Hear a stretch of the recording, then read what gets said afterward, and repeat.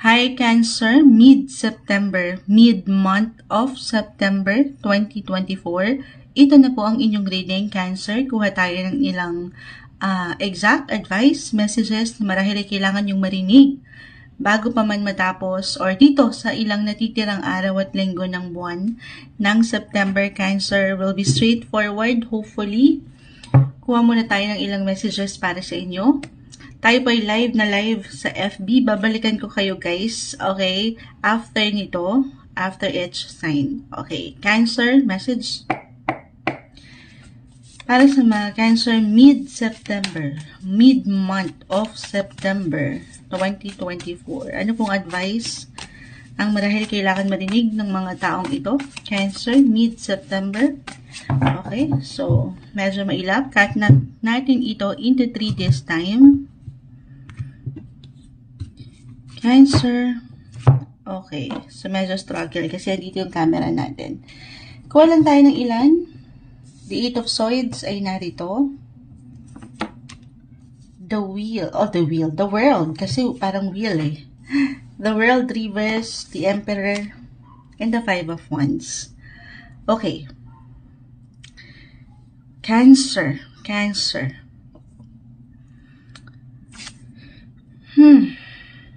So, ito hindi maiwasan as a Cancer.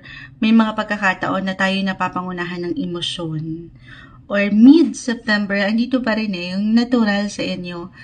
Maaring ang ilan ay higit na maging extra sensitive sa ilang sitwasyon, maparelasyon man ito or trabaho. The Emperor is here, Five of Wands. If ever mag-apply ito, or ngayon pa lang nag-a-apply Cancer, na meron kayong tensyon na nararamdaman, kahit sa simpleng tensyon or worse, for some of you, may conflict ba? At dito, hindi maiwasan na kayo makaramdam nung, syempre pa, pagkabahala, okay, or takot, or pangamba, or syempre, nasasaktan, okay? Sa madaling salita, hindi madali. Kahit sa simpleng komento ito, na pwede niyong marinig sa ilang tao, sa trabaho especially. Okay, or dito, kung saan kayo higit na nag-iiwan ng priority, tayo po ay general reading, Cancer. Okay, mid-September. Lagi niyo lang daw alalahanin, i-remind niyo lang ang inyong mga sarili guys, na everything is temporary. Okay, huwag niyong laliman ito. Bilog ang mundo. The world is here. This one is in reverse. Hindi man umaayon sa inyo sa yung sitwasyon right now. I mean, ups and downs, highs or lows, wala namang perfect. Patuloy tayong nakaharamdam nung minsan hindi maiwasan negative. Okay? Pero pinapaalalahanan kayo, Cancer, to stay positive. Gaano man hindi ganun kadali. Okay? If ever mangyayari pa lang ito na, ang sign na wag nyo itong damdamin. Yes, your feelings are valid, pero sana hindi ito maging dahilan para hindi kayo magtuloy, para mapanghinaan kayo ng loob. Kahit sa simpleng komento na pwede nyong marinig sa ilang taong ito, na wala namang ambag, sa buhay nyo. Okay, focus lang kayo sa inyong mga goal, pero kung kailangan nyo talagang mapag-isa muna, mapagnilay-nilay sa inyong buhay, gawin din yon. Hindi nyo naman kailangan magmadali. Yun lang naman. Yun yung pinakaunang nakita kong medyo nagkakaroon tayo ng imbalance about your emotions. Or someone na nakatataas ito na pwedeng, or even your client kung kayo mga self-employed. Or someone na, alam niyo yan, hindi maiwasan, iba-iba magkakaiba ang bawat isa. So divert nyo na lang yung energy nyo at aking ulitin po, temporary lang ito. The world is here. Kahit pa ito in reverse, for some of you, maring mid-September, may pag-angat nung kahit sa simpleng ideya po, or pagpaplano na, meron kayong planong mag-travel? Oo. Lalo pa kung itong mga nakalipas na linggo or buwan ng taon ay nagkaroon ng ilang glitch, delays, hindi nyo ito masyadong nabigyan ng atensyon or focus, then maybe ito na. I-claim natin na ito, kung i-focus nila, kung bibigyan nyo ng paglaban ito, may magandang possibility may power. May power. Knowledge is power. Napakalawak ng the world. Umiikot tayo, guys. Umiikot.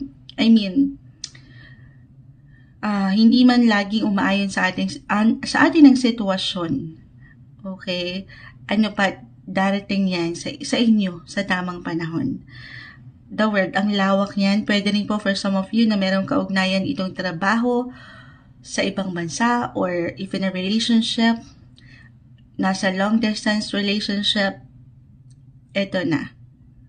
Ano yun, Moonchild? Andito yung curiosity. At the same time, hindi nyo masyadong minubuksan. Ayan, 8 of Swords, nakapiring ang mga mata. Hindi nyo masyadong minubuksan yung inyong mga mata doon sa ideya na pwede pa, may laban pa.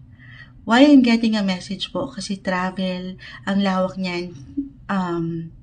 In astrology, travel is in the 9th house. So, pwede natin ipasok about sa education kung kayo may plano pang mag-aral, mag-travel, or laliman yung koneksyon na meron kayo sa inyong faith, maging ano pa man ng religion, punong-puno kayo ng curiosity or ng ilang tanong. At the same time, parang binibigyan nyo ng limitasyon ng inyong mga sarili na wag, na hindi, baka hindi na kaya. Lalo pa for some of you na minsan nang nabigo sa ganitong sektor.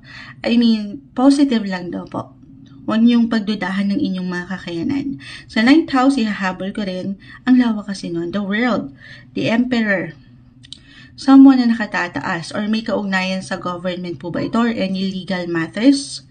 For some of you na merong nilalakad, travel documents or legal documents. Hindi po isang legal advisor ang Moonchild, pero dito na natin yon ipapasok.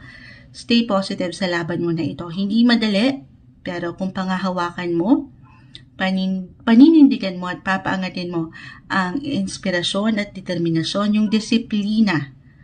Walang imposible para sa iyo, Cancer. Nag-iinit ka. Planet Mars right now is currently in your sun sign, Cancer. So, nag-iinit yung enerhiya, meron kang lakas. So, this is not the best time, mid-September, para, aking uulitin, pagdudahan kung ano yung pwede mo pang magawa. You can accomplish any goal you set in your mind. Stay positive. Okay? Malakas ang inyong pakiramdam. Maaaring higit kayong maging intuitive. So, you have to trust your intuition. Follow your heart, ano man yung sinasabi niyan, at iwas kayo sa ilang sitwasyon na kung saan ay merong ilang distractions. Aking ulitin. Trust your instinct. Alam niyo na ito. Everything is temporary. Huwag kayong masyadong magpa-apekto sa ilang negativity sa inyong paligid. Stay curious sa maraming bagay, sa mga magaganda at positibong bagay. Para sa inyo, ngayong mid-September 2024, Cancer.